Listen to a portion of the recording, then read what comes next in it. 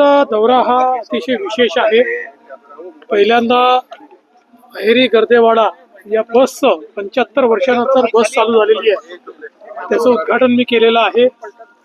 पेनगुंड्याला त्या ठिकाणी एक नवीन आउटपोस्ट तयार करून एक प्रकारे आता गडचिरोली जिल्ह्यातली सगळी कनेक्टिव्हिटी जी छत्तीसगडशी आपल्याला करायची आहे त्याचं काम देखील आपण सुरू केलेलं आहे। विशेषतः आपल्याला कल्पना आहे की ज्या भागामध्ये माओवाद्यांचा मोठ्या प्रमाणात डॉमिनन्स होता, आता तिथे आपला डॉमिनन्स तयार झालेला आहे आणि सगळ्या प्रकारे लोकांनी माओवादाला नाकारलेला आहे। 12 गावांनी ठराव करून माओवाद्यांना राशन पाणी नाकारलं।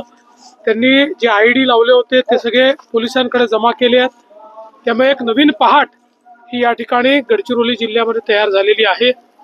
जे मी सारखं सांगायचो की ह्याला महाराष्ट्राचा शेवटचा जिल्हा म्हणू नका, हे महाराष्ट्राचं प्रवेशद्वार आहे, हा पहिला जिल्हा आहे।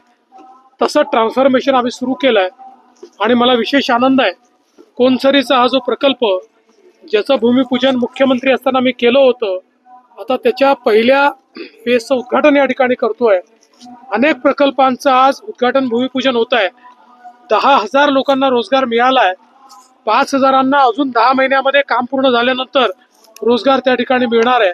त्यामुळे मोठ्या प्रमाणात जे ट्रान्सफॉर्मेशन आहे ते आपल्याला पाहायला मिळत आहे आणि आपलं जे स्वप्न आहे की गडचिरोलीला स्टील सिटी ऑफ इंडिया करायचं, त्याकडे वाटचाल आपली सुरू झाली आहे।